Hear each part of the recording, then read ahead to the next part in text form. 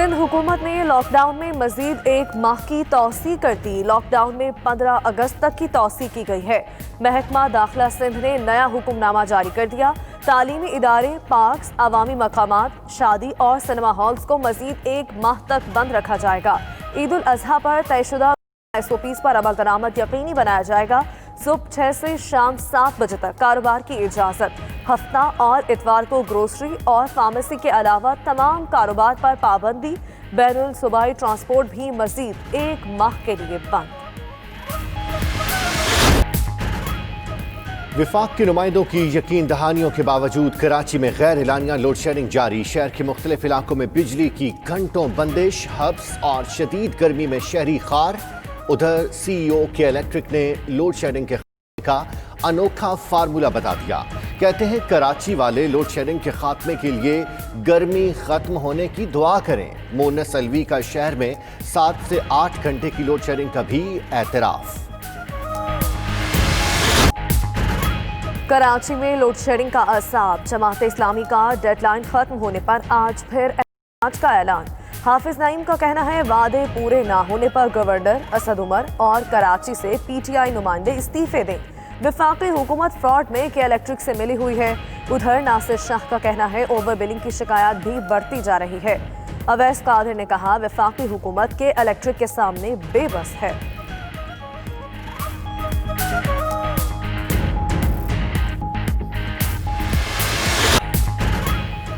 वज़ीर आज़म का द्यामर पाशा डैम की साइट का दौरा। कहते हैं पाकिस्तान का सबसे बड़ा डैम बनाने जा रहे हैं। इमरान खान ने चिलास में तकरीब से खिताब में कहा कि माजी में गलत फैसले किए गए। दरियाओं से बहुत ज्यादा बिजली बन सकती थी लेकिन दरामदी ईंधन से बनाई गई। तकरीब में आर्मी चीफ, DG ISI, वज़रा और मुआवने खुसूसी इत्तलाआत की भी शिरकत।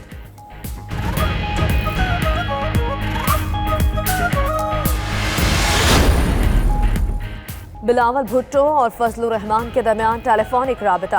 सियासी सूरत हाल पर तबादला ख्याल। बिलावल ने कहा उन्होंने हुकूमती पर सवाल उठाए मगर कोई जवाब नहीं मिला। इमरान खान और फ्रंटमैन के इलेक्ट्रिक की को तहफ़्फ़ुज़ दे रहे हैं।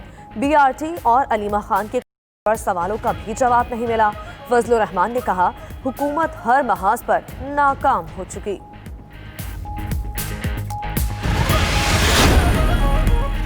Army chief general Qamar Javed Bajwa से इराकी सफीर की मुलाकात। इलाकाई सलामती समेत बाहमी दिलचस्पी के उमूर पर तबादला ख्याल। आर्मी चीफ ने कहा कि पाकिस्तान इराक के साथ ताल्लुकात को कलीदी अहमियत देता है।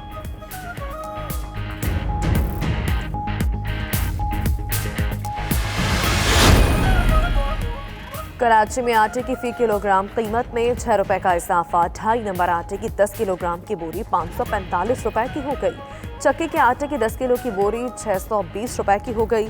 आटे की कीमत में इजाफा गंदम 4 रुपए किलो महंगी होने की वजह से हुआ। गंदम की फी किलोग्राम कीमत 48 रुपए तक पहुंच गई।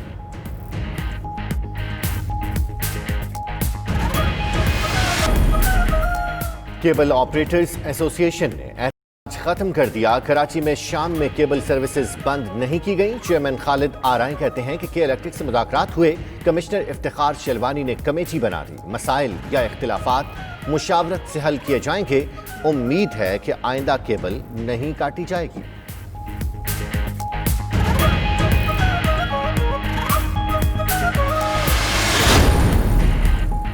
ईद उल अजहा पर कमिश्नर्स और डिप्टी कमिश्नर्स की इजाजत के बगैर खाने जमा करने पर पाबंदी। महकमा दाखिला सिंध ने ज़ाब्ता अखलाक जारी कर दिया। रजिस्टर्ड मदारिस, फलाही इदारे और दीगर अफराद इजाजत लेकर खाने जमा कर सकेंगे।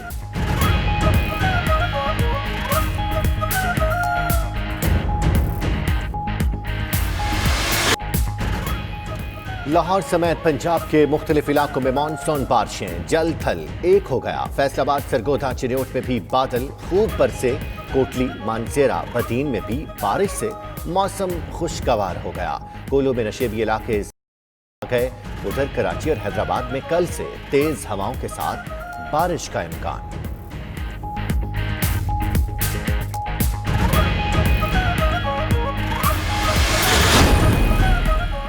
हैकर्स का ट्विटर अकाउंट्स पर Barack Obama, Joe Biden, Elon Musk, Bill Gates, Jeff Bezos के ट्विटर अकाउंट्स हैक कर लिए गए।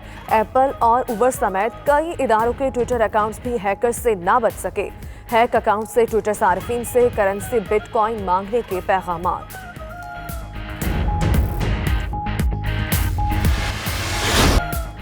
और फ्रांस का कौमी दिन, आईफिल टावर पर आतिशबाजी का शानदार मुजाहरा।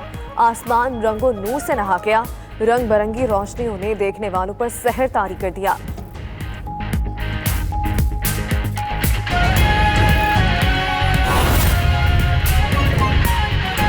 हमें कि एहसान कैसे फरार हुआ, वरना हम इससे जो माने निकलेंगे वो आवाम के सामने रखने में मजबूर होंगे।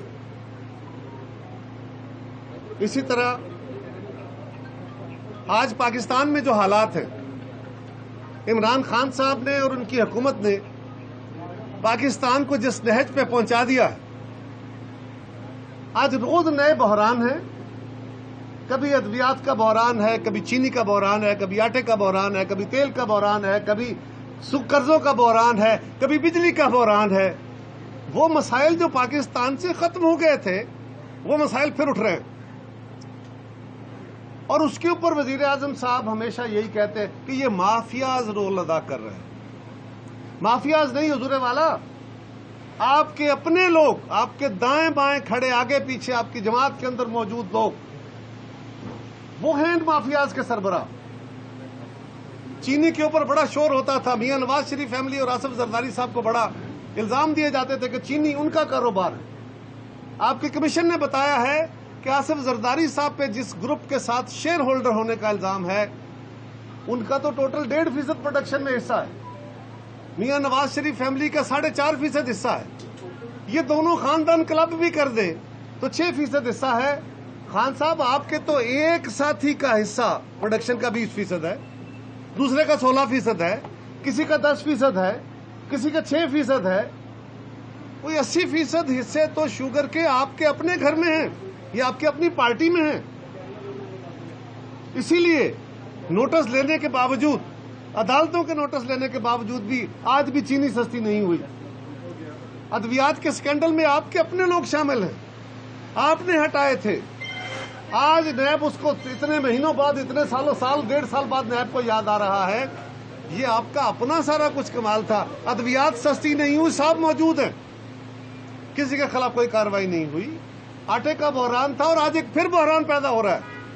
अनफॉर्चुनेटली ये फिर गंदम का बहरान फिर सर उठा रहा है। अभी गंदम की फसल उठाई गई है और वजीर आजम साहब सिर्फ सिंध हुकूमत को मुर्दे इल्जाम ठहरा देने से काम नहीं चलेगा।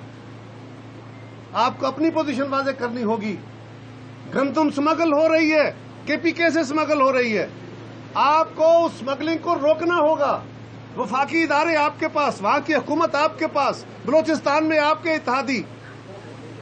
लेकिन गंदम अगर स्मगल हो जाए और मुल्क में किल्लत हो जाए तो वजीर आजम साहब ये बातें सिर्फ इल्जाम तराशी से नहीं चलेंगी, आपको इनका जवाब देना होगा। इसी तरह तेल का बहरान, क्या हुआ? मुल्क में तेल मौजूद है, तेल की कीमत सस्ती हुई, तेल नहीं मिल रहा। कीमत बढ़ गई, तेल मिल गया, उसी दिन तेल आ गया। क्यों आ गया? क्या किसी जिम्मेदार के खिलाफ एक्शन हुआ? इसलिए कि वो प्यारे हैं, वो लाडले हैं। उन लाडलों के खिलाफ वजीर आजम साहब एक्शन नहीं लेंगे, उसमें भी पीपल्स पार्टी ही कसूरवार होगी। ये भी कसूर यही कहेंगे पिछले छोड़ गए थे, क्योंकि हर काम उनके पिछले ही छोड़ जाते हैं। वो अपना कसूर नहीं मानते, हर मामले में वो कहते हैं जी वो कल ऐसे हुआ था। और अगर चेयरमैन साहब कुछ बातें करते हैं, कुछ इश्यूज को हाईलाइट करते हैं, कुछ चीजें सामने लाते हैं, तो बजाय इसके कि उन चीजों का जवाब दिया जाए, उनके कुछ चीखे हैं, उन चीखों की जिम्मेदारी कुछ की असेंबली के अंदर है। वो असेंबली के अंदर उठ के उनके ऊपर हर्जा सराई करते हैं, बदतमीजी करते हैं और उनको शाबाशियां मिलती हैं। कुछ लोग वो हैं जिनकी जिम्मेदारी असेंबलियों से बाहर लगी हुई। ये बात कौम के सामने है कि हक कौन कह रहा है। और फाशिज्म का, मैं रोज कहता हूं, फाशिज्म का ये असूल है, उसे जिंदा रहने के लिए प्रोपेगेंडा चाहिए। उसका हथियार सर्विस नहीं होती, उसका हथियार प्रोपेगेंडा होता है। फाशिज्म का दूसरा असूल, उसको दुश्मन चाहिए होता है। وہ اپنے مخالفوں کو، سیاسی مخالفوں کو